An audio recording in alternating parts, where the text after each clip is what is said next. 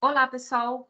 Bom, vamos lá. Nessa aula, nós vamos ver agora de um método ágil para poder fazer a gestão do projeto. Então, recapitulando, uma vez que a gente já validou a nossa ideia e temos já clareza do que a gente quer desenvolver, pelo menos as principais funcionalidades e tudo mais, como que a gente coloca isso em prática e faz esses lançamentos iterativos e incrementais, que é lançar esses pequenos produtos para ir provando ao longo do tempo, né, com o nosso cliente. Porque como a gente viu, uma coisa que a gente precisa entender, que é muito importante, se eu paro para desenvolver tudo que eu tenho na minha cabeça e faço um produto completo, perfeito e tal, eu posso me equivocar no final. Então, para que eu não erre e erre rápido, para poder reconduzir a rota no meio do caminho, precisa de métodos e processos diferentes aos que a gente está acostumado. E é isso que eu quero mostrar para vocês no que se basa o método ágil, né?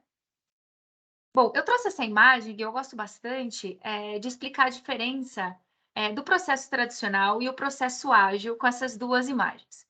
O processo tradicional é aquela planificação exaustiva, né, onde o projeto está dividido em fases muito bem definidas. Então, tem a fase de entendimento, de planejamento, aí tem aquela fase de análise, onde a gente documenta tudo, faz as entrevistas, para depois começar a desenvolver tudo, para depois poder provar tudo, e aí o cliente, no final, vê aquele trabalho finalizado, quando o projeto foi entregue, e aí os problemas começam a aparecer, se é que já não apareceram no meio do caminho, né? Ah, não era bem o que queria, deu um monte de problema que não estava previsto, tem que voltar para a fase anterior para refazer tudo aquilo, para corrigir, porque tudo está muito em cascata, né? Tá muito em tipo waterfall. Bom, e qual que é a principal diferença do método ágil, né? Que são as entregas mais curtas. Então, qual que é a ideia? Eu tenho um processo inicial e ao invés de, que é essa linha preta, de focar no meu final, no meu projeto final e simplesmente seguir a linha, o que eu vou fazendo? Eu vou validando isso no meio do caminho para ver se eu tenho que ajustar ou não a minha rota. Então, ao invés de ter uma entrega final única, eu tenho entregas no meio do caminho mais menorzinhas, né? Então, por exemplo, faço uma primeira entrega, então eu priorizo o que aporta maior valor para o meu cliente, o que é mais fácil de ser executado, aquele primeiro MVP, né? O mínimo produto viável. Beleza, entrego, valido, recebo esse feedback. O cliente está usando, entendo se é isso ou não, analiso o mercado, defino minhas próximas entregas e vou ajustando e fazendo essas pequenas entregas e ajustando o caminho, ajustando no meio do caminho. O que acontece? O produto final pode ser completamente diferente daquilo que eu tinha imaginado a princípio, e não tem nenhum problema. Inclusive, isso é maravilhoso. Por quê? Porque está dentro da expectativa do cliente. O que acontece se eu sigo uma linha reta sem nunca mais validar com o cliente? Eu posso fazer legal, em tempo, custo perfeito, mas o meu cliente não está satisfeito, que é essa linha vermelha. Se eu vou ajustando e trago o cliente neste processo, no processo de desenvolvimento também, que é o que a gente falou numa das nossas primeiras aulas, eu vou terminar este projeto com ele satisfeito 100%, tá? Então, essa é a ideia principal do método ágil. E aqui algumas diferenças do método tradicional e o ágil. Bom, primeira diferença, no tradicional a gente trabalha muito em silos, por tarefas. Tem um especialista de uma coisa, especialista de outra, e a gente vai trabalhando com esses especialistas e com essas fases muito bem definidas. Qual que é a diferença do projeto ágil? Todos trabalham juntos desde o começo. Então, aquela ideia de que o analista só se envolve na fase de análises e o desenvolvedor só na fase de desenvolvimento e o de homologação só na fase de homologação, né, o tester, não existe mais. A gente coloca todo mundo junto. Mas por quê? Porque desde o começo eu tenho que entregar um produtinho. Eu não vou mais entregar o produtão, eu vou entregar o produtinho. Para eu entregar esse produto menor, eu preciso de todas essas pessoas participando desde o começo. Então, todos trabalham juntos, com objetivos curtos e compartilhados. Segunda grande diferença. No projeto tradicional, eu só tenho feedback no final do processo. Quando eu lanço, quando eu termino, e aí eu vejo o que esse alguém que vai usar achou do negócio. No processo ágil, eu tenho feedback a cada iteração. A cada ciclo curto, eu vou aprender algo. Eu vou aprender e modificar, tá? E só um parênteses, esses ciclos não passam de um mês, tá? Então, eles são bem curtos mesmo.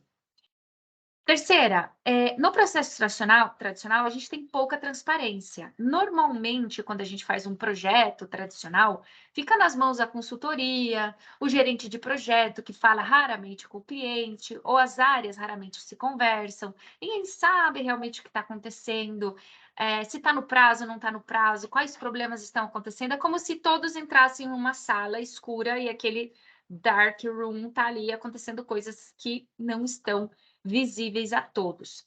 E no processo ágil não tem isso. E essa é uma das coisas que eu mais gosto. É a transparência durante todo o processo, para qualquer pessoa.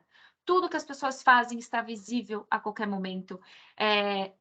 Tem as reuniões, muitas reuniões durante, né, esse um mês de entrega, a reunião de planificação, reunião de revisão, a reunião de retrospectiva, as reuniões diárias, tudo que se está fazendo, testando os problemas, tudo, absolutamente tudo, é transparente, compartilhado com todos. Então, é assim, ó, responsabilidade compartilhada, tá? Terceira, quarta e última. No processo tradicional, não tem espaço para aprender e nem para adaptar, porque, na verdade, o que a gente está pensando? Querendo seguir um plano, né? Então, faz o plano e segue o plano. E os erros, normalmente, são vistos muito tarde. E no processo ágil, como a gente está falando todo o tempo e dando essa oportunidade de parar para reflexionar, que são as reuniões de retrospectiva, a gente está dando essa possibilidade de inspecionar e adaptar o trabalho a qualquer momento, tá? Então, tem esse tema da aprendizagem contínua. E aí, é importante entender o que é um MVP, né? O mínimo produto viável. Então, eu trouxe essas duas imagens para a gente entender dois conceitos bem interessantes. A primeira imagem, o que está acontecendo? Eu tenho um quadro fixo na minha cabeça. Eu sei exatamente o que eu quero, mas eu sei exatamente como eu quero. Sabe aquele cliente que fala assim: eu quero uma tela com um botão que envie um e-mail. Ele está me contando a necessidade dele? Mais ou menos. Se ele não está me contando a real necessidade, ele já está me contando uma solução. Beleza. Imagina o quadro. E aí, na hora de eu fazer, eu vou fazendo este quadro na maior perfeição desde o começo. Então, eu faço uma parte do quadro, que é essa 1, e nunca mais volto nela, já está pintada. Aí eu pinto 2, nunca mais volto nela, porque está finalizada. E eu pinto 3, que é fazer em fases. E eu tenho o quadro, tento chegar no quadro exatamente como a pessoa imaginou. E aí vem a pessoa e fala: ah, não era bem o que eu queria, né? Tá. Segunda imagem. Ao invés de eu imaginar exatamente como eu quero, eu expresso o que eu estou pensando, qual é a minha necessidade, né? Vamos supor, o cliente, em vez de pedir um carro, ele fala assim: olha, eu preciso me locomover do ponto A a B, porque eu preciso chegar mais rápido no trabalho. Eu falei: ah, esta é a necessidade, não é um carro. Então, como eu atendo essa necessidade de uma forma mais rápida e imediata, para que ele possa receber este valor desde o momento 1, né? Desde o momento 0. Então, ao invés de fazer o quadro perfeito, eu faço um esboço e valido esse esboço. Tá legal? Aí eu pinto um pouquinho melhor. Tá legal? Aí eu chego na ideia final, que pode ser diferente do que ele estava pensando no começo, e me dá oportunidade de validar isso desde o momento 0, como eu falei, e também do cliente usar desde o momento 0. Então, assim, desde o momento dessa imagem 1, o cliente tem um quadro. Tem um quadro completo, feio, mas está completo. Ah, mas não é o que ele queria, mas é um quadro, mas é um desenho. Ele pode fazer algo com isso. Pode deixar já lá decorando algum lugar, certo? E aí eu vou, então assim, o produto, eu nunca desenvolvo o produto final desde o momento 0. Eu entrego algo e este produto vai sendo incrementado com o tempo.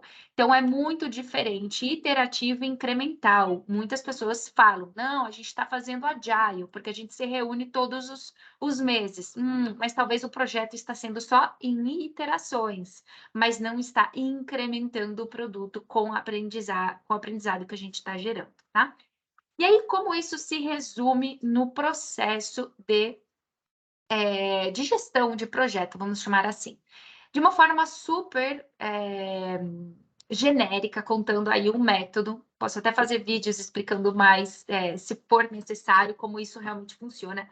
Mas muito assim, simples, simplista, é o seguinte: o Scrum, ele é um método muito legal de gerenciamento de projetos que pode ser usado na sua totalidade ou pode ser adaptado conforme as necessidades de cada projeto. Basicamente é isso, olha, a gente tem aqui esse monte de quadradinho, é o backlog de produto, tá?